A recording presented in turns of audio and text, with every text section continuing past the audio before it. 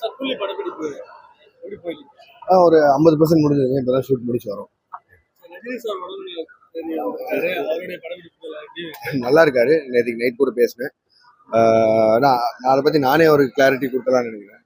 ஏன்னா கிட்டத்தட்ட ஒரு மாசம் முன்னாடி நினைக்கிறேன். ஒரு மாசம் 40 நாள் முன்னாடி இருக்கும். இந்த வைசாக் ஸ்கெடியூல் ஆரம்பிக்கிறதுக்கு முன்னாடி அப்ப சொன்னது சார் எங்ககிட்ட, இந்த மாதிரி அக்டோபர் இந்த 30ஆம் தேதி அவருக்கு ஒரு நான் சர்ஜிக்கல் ஒரு சின்ன ப்ராசஸ் இருக்குன்னு சொல்லி.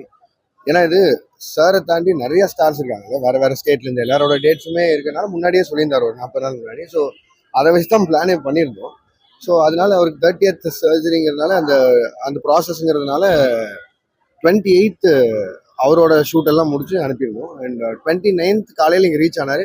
உங்க எல்லாரும் மீட் பண்ணிட்டு தான் போனாருன்னு நான் நினைக்கிறேன். இங்கே கூட உள்ள காரில் உட்காந்து ஆட்டோகிராஃப் எல்லாம் ஒரு 2 பசங்களுக்கு எல்லாம் போட்டாரு நினைக்கிறேன். முடிச்சுட்டு ஈவினிங் போயிட்டு ஒரு அட்மிட் ஆனார். அந்த ப்ராசஸ் அப்படியே போயிருந்தது.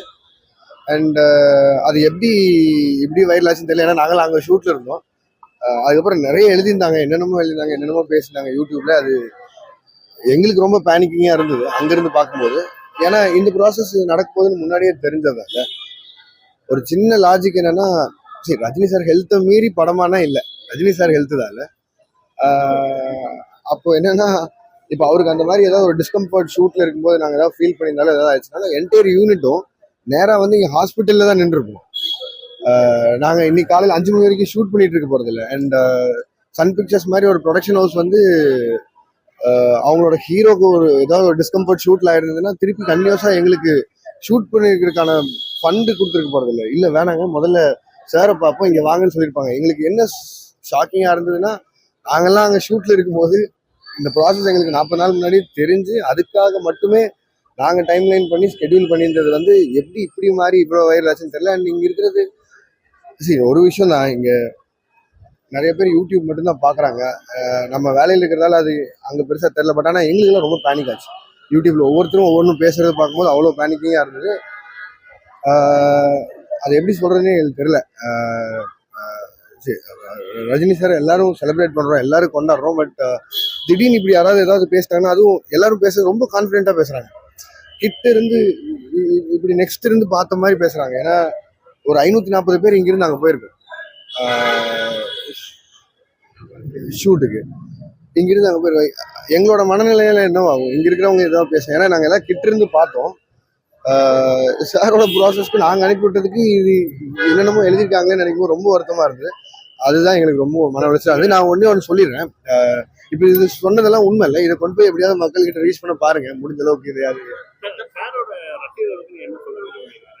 ஒன்றும் இல்லை, ரஜினி சார் ரொம்ப நல்லா இருப்பாரு. ரஜினி சார் எப்பவுமே அவர் சொல்ற மாதிரி அந்த அவர் சொல்றதுதான் நான் திருப்பி சொல்றேன். ஆண்டம் வரலால அவருக்கு ஒண்ணுமே ஆகாது, எதுவுமே ஆகாது.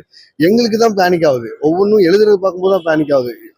எவ்வளவு தூரம் அவரை எப்படி நாங்க ட்ரீட் பண்ணி எப்படி பாத்துக்கிறோம், எப்படி கொண்டாடுறோம், எப்படி செலிப்ரேட் பண்ணி அது ஆடியன்ஸ் கொடுக்க வைக்கிறோம். இந்த வயசு அந்த மனுஷன் இவ்வளவு எஃபர்ட் போடுறது, ஒவ்வொரு செகண்டும் ஃபேன்ஸ் என்ன பண்ணுவாங்க, எப்படி யோசிப்பாங்க அப்படின்னு. பட் ஆனா இதுதான் பேனிக்கிங்கா இருந்தது உண்மையிலேயே. நான் இதை திருப்பியும் யூடியூபர்ஸ் ஆகட்டும், மீடியா ஆகட்டும், அதாவது ரெக்வஸ்டா மட்டுமே வச்சுக்கிறேன்.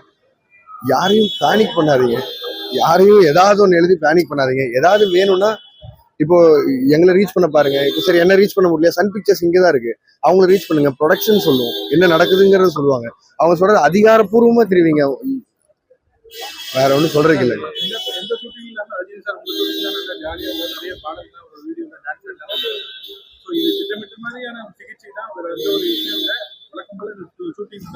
அதுதான் சொல்றேன். 40 நாள் முன்னாடி சார் எங்கிட்ட சொல்லி அதுக்காக மட்டுமே தான் நாங்கள் ஸ்கெடியூல் பிரேக் பண்ணோம். இப்போ 28ஓட சாரோட போர்ஷன் முடிக்கணும். முடிச்சுட்டு இன்னைக்கு வரைக்கும் நார்ஜினா சார் போர்ஷன் முடிச்சுட்டு இன்னைக்கு வந்திருக்கேன். இப்போ 10 நாள் பிரேக், ஏன்னா சாருக்கான அந்த ப்ராசஸ்னால.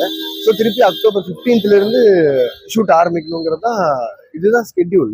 இதுபடி தான் போகிறோம். இதுக்கு பின்னாடி எவ்வளோ ரெஸ்பான்சிபிள் எல்லாரும் வேலை சொல்லி எவ்வளோ ரெஸ்பான்சிபிலிட்டி இருக்கு இதில்.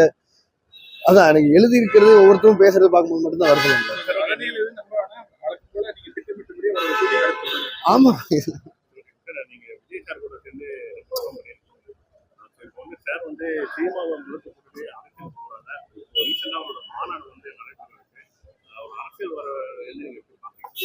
இல்ல நான் முன்னாடி இருந்து சொன்னதானோ, நான் சொல்ற அளவுக்குலாம் நான் ஒரு ஆள் இல்லை. நான் விஜயனா எனக்கு பயங்கர க்ளோஸ் ஒரு ஆள் இல்லை. எப்பவுமே அவருக்கு வாழ்த்துக்கள் மட்டும் தான் சொல்லுவேன்.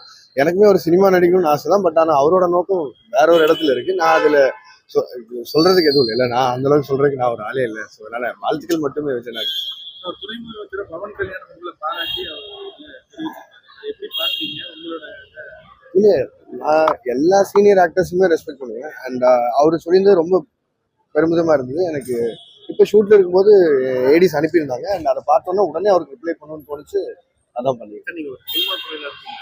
வந்து பாத்தீங்கன்னா சினிமா துறையில அதிகமாக வந்து பாத்தீங்கன்னா சாதிய படம் அப்படின்னா முன்னதான் வந்து பாத்தீங்கன்னா ஒரு கமர்ஷியல் படங்கள் வந்து இப்போ சாதிய படங்கள் வந்து அதிகமாக இருக்கு. குறிப்பிட்ட சில directors வந்து இந்த மாதிரி ஒரு ஜோனர் வந்து போறது நீங்க வந்து எப்படி பாத்தீங்க? இல்லை எல்லா படமுமே தேவையில்லை. எல்லா ரீதியான படங்களுமே தேவையில்லை. ஸோ அதனால எல்லாத்தையும் வரவேற்று தான் நான் நம்ம மக்கள்கிட்ட தானே இருக்கு முடிவு. அவங்க பார்த்தா சொல்லுவோம். நான் எல்லாத்தையும் வரவேற்கிறேன். எல்லா படங்களும் எனக்கு பிடிக்கும். பார்க்குறேன். நன்றி. தேங்க்யூ.